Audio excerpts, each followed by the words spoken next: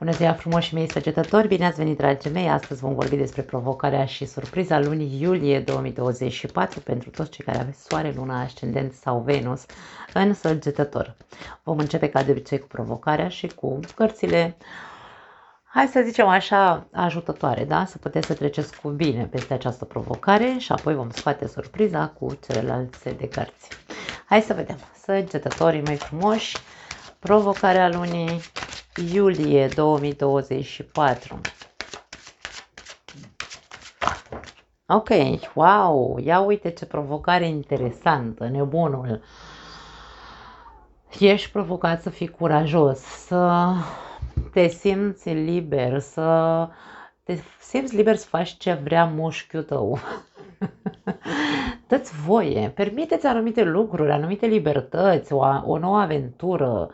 Nu mă refer o aventură de, Doamne ferește, de a avea un triunghi amoros dacă ești într-o relație. Nu vorbim despre asta. Este vorba, nebunul nu are bagaj. Nebunul înseamnă eliberare. Înseamnă mă risc, îmi dau voie, adică mă risc. Încerc să fiu cu capul pe umeri. Nebunul este irresponsabilitate, pentru că este figura începătorului, adolescentului, dar în el zace un potențial imens să facă și să ajungă unde vrea el. Doar că trebuie să experimenteze, îi lipsește experiența. Așadar ești îndemnat cumva, ești provocat să experimentezi, să te aventurezi, să ai curaj să faci anumite lucruri ieșite din comun pe care poate nu le-ai făcut niciodată. E vorba despre a începe o nouă viață. 0 este numărul 0, nebunul. Înseamnă un nou ciclu, un nou capitol. Dă-ți voie să deschizi un nou capitol în viața ta. Despre asta e vorba, da? Foarte tare provocarea. Mie îmi place nebunul. Da, trebuie să avem grijă cu energia nebunului, pentru că ăsta poate să facă orice. Dar eu pariez, îmi vine să spun, sau nu neapărat pariez, că nu bag mâna în foc pentru nimeni, dar spun că dacă suntem adulți, ar trebui să știm dacă să conștientizăm dacă ne băgăm într-o acțiune riscantă sau nu. Nu ne aruncăm așa ca nebunii în orice în viața asta fără să avem o grăunte de minte în cap, da? Energia nebunului este irresponsabilitatea nebunului este asta, atunci când te arunci în apă fără colac de salvare, dacă nu știi să noți. Despre asta e vorba, nu? Hai să vedem ce cărți de ajutor vin aici să acompanieze nebunul ăsta. N-aș spune că este... s-au întors foarte multe. Una care a căzut prima o luăm, ia uite, moartea. Deci aici e vorba despre un capitol nou în viața multora dintre voi. N-aș spune că săgetătorul nu este o energie care să nu fie deschis către nou, către aventură, dimpotrivă. Doar că, na, mai există perioade în care, ok, au sărit două, nu vi le arăt. Îndrăgostiții și soarele. Și mai luăm o carte, să vedem, ok, pasta. 4 de monede și la tine. Am văzut și la Scorpion 4 de monede în 2 rânduri, așadar nu știu dacă ai de-a face cu un Scorpion sau poate tu ai, pentru că am Scorpionul aici. Am Gemeni, am Leu, Berbec, Scorpion. Da. Dacă tu ești împins cumva așa, da, ești provocat să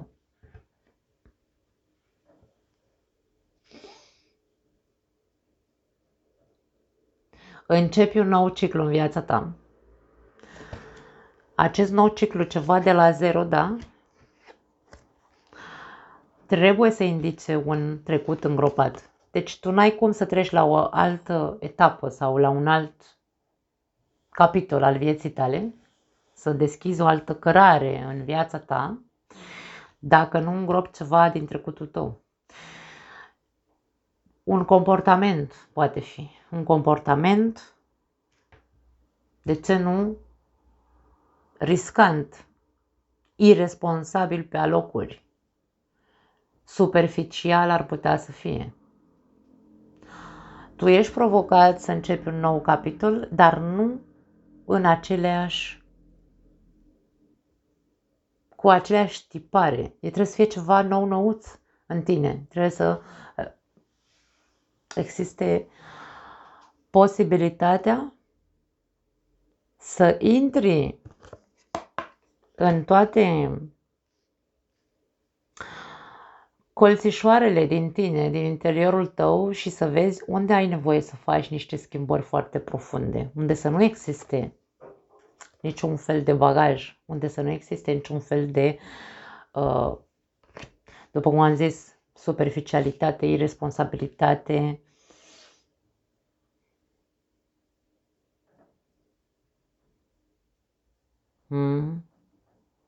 Are legătură pentru unii dintre voi cu relația, ori e vorba despre, ți se spune să ai curaj să iei, să ștergi cu buretele, are legătură cu, eu am văzut și la Scorpion aceeași chestie. Nu știu dacă tu ai ascendent Scorpion sau dacă, aici vorbim despre o relație săgetător-Scorpion, atenție, te invit să vezi și cealaltă etalare de la Scorpion.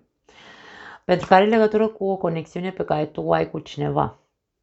Acum, dacă ți se spune să fii îndrăznesc și să ștergi coboretele, să o iei de la zero în relația ta, nu se poate lua o relație de la zero dacă nu se renovează conexiunea.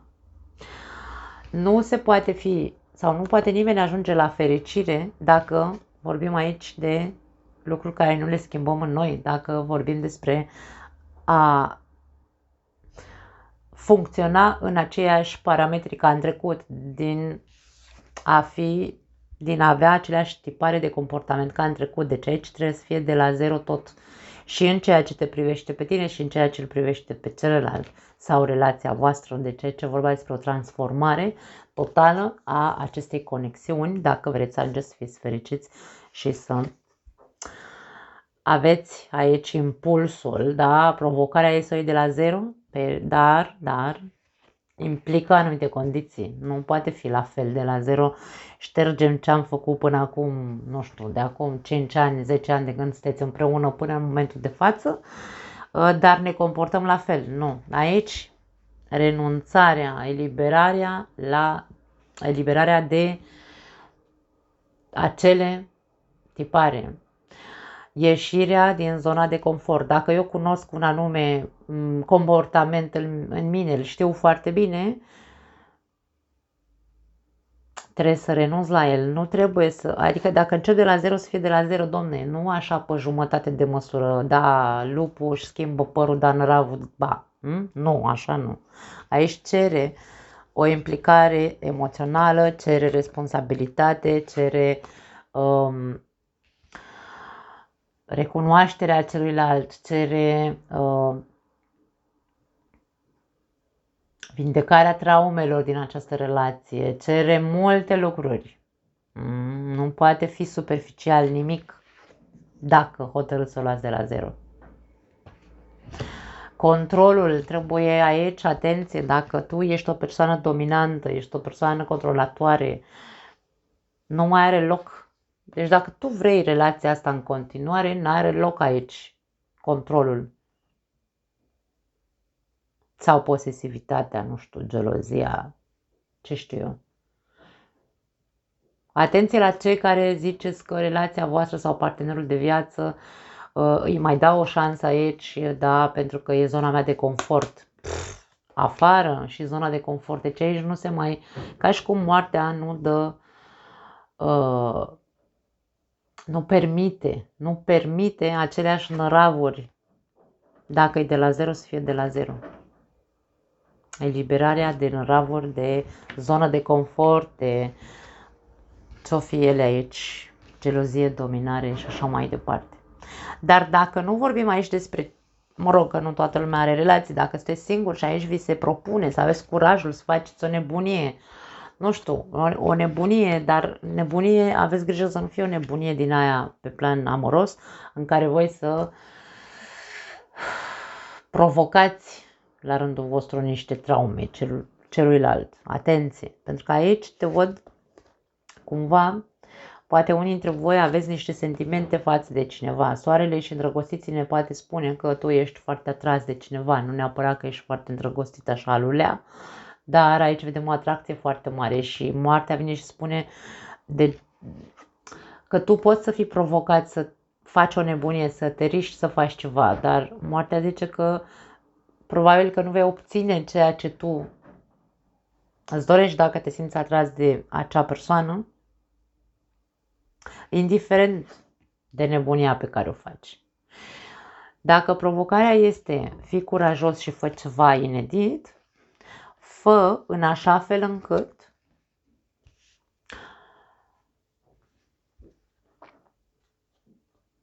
acel risc pe care ți-l, hai să spunem așa, pe care la care te supui, să zicem, da? Să fie pentru a schimba situația pe viitor. De ce spun asta? Pentru că aici e vorba despre ceva la care ții tu sau cineva la care ții tu cu dinții, așa. E ca și cum nu vreau să pierd persoana asta, nu vreau să pierd, mai ales dacă tu aici ai o mare atracție față de cineva. Și sunt în mine așa, e ca și cum în mine ceva înăuntrul meu îmi spune că trebuie să acționez, că trebuie să am curaj să fac ceva. Pentru că nu vreau să pierd persoana asta.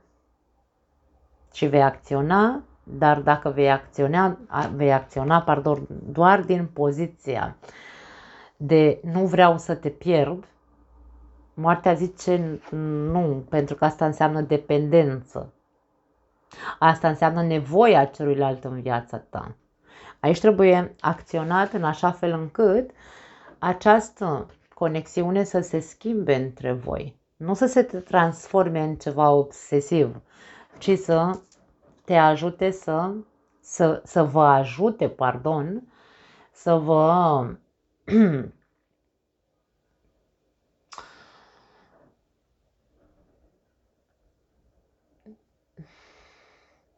să vă conectați într-un mod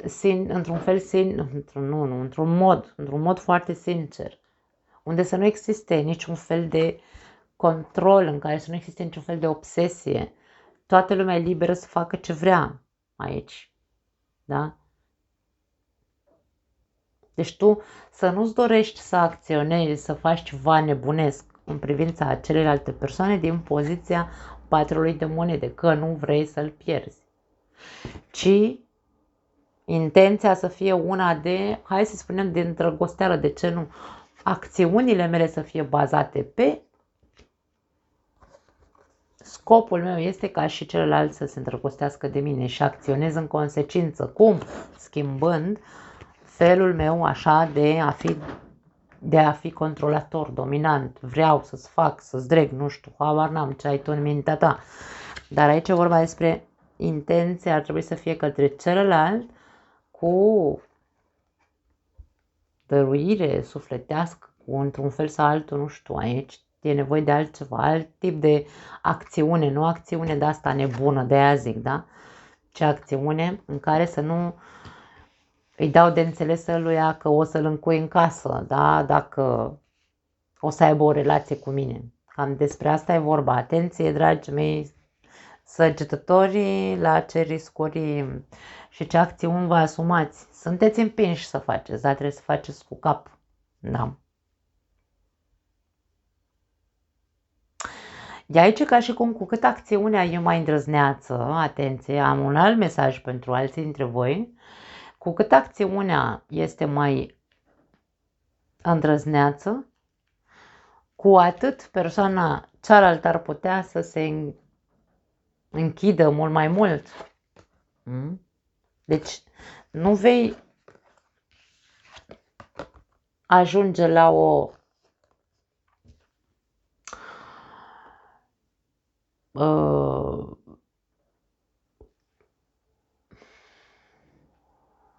conexiune adevărată Ce vei face ca celălalt se închide din ce în ce mai mult în el.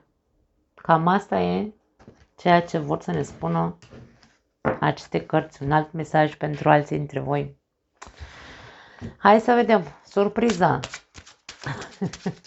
Interesant, intens la voi. În ultima perioadă am văzut multe lucruri intense la Săgetători. Hai să vedem surpriza lunii iunie. Wow, deci eu nu pot să cred așa ceva. Dragii mei, surpriza tot nebunul. Nebunul în momentul de față acompaniat de cavalerul de monede. Poate la unii dintre voi este un nou capitol care se deschide în viața noastră și este surpriză, da?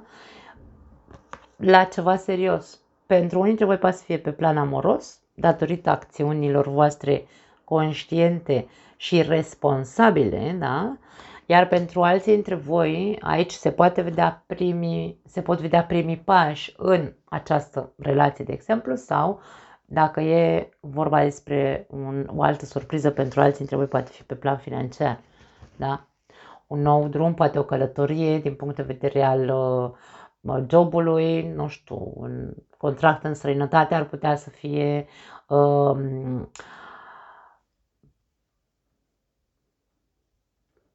un nou capitol pe plan financiar, într-un mod surprinzător pentru unii dintre voi, ar putea să fie, da? Hai să vedem cu ce vine acompaniată această nouă cale. Ia uite, 10 de monede, deci va fi pozitiv pentru toți. As de monede, aș spune că e foarte mult pe plan financiar, dar putem să ne referim și la relații. As de spade, foarte tare, și 8 de monede, îmi place ce văd. Surpriza este una foarte plăcută, dragii mei. Deci aici începe un nou drum, o nouă cale reală. Aici se construiește ceva, se fac primii pași sau se dau primii pași către o nouă cale. Dacă vorbim din punct de vedere financiar, vorbim despre drumul către abundență sau drumul către a-ți împlini visele pe care tu le aveai pe plan financiar. Vedem oferte bănoase pentru cei care nu aveți un job, vedem o traiectorie de succes din punct de vedere financiar, proiecte noi, idei strălucite, totul ca la carte, da? Dacă vorbim despre un job pe care îl vei primi, un job nou care îți va aduce abundență, va începe acest nou drum abundent din punct de vedere financiar, este ca la carte, îmi vine să spun, da? Unii dintre voi aveți nevoie să faceți niște cursuri de perfecționare, îmi vine să spun.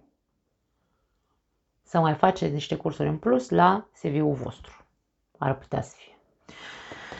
Pe plan amoros, aici vedem construcția unei relații. Deci aici se dau primii pași. O persoană poate îndrăzni, ori că tu ești cel care îl surprinde pe celălalt, ori el te surprinde pe tine, pentru că aici îți face o propunere. Poate o propunere ca între prieteni. Hai să ieșim, nu știu, la o cafea să ne cunoaștem mai bine, mai intim, da? Să vedem dacă avem vreo șansă să construim ceva împreună. Aici există cineva cu o ofertă sinceră de a începe ceva constructiv. Pentru că aici e vorba despre o construcție, aici se va construi ceva. Cineva depune eforturi să construiască ceva alături de tine, să construiască o relație alături de tine. Da? Și pare că totul este sincer. Deci aici nu există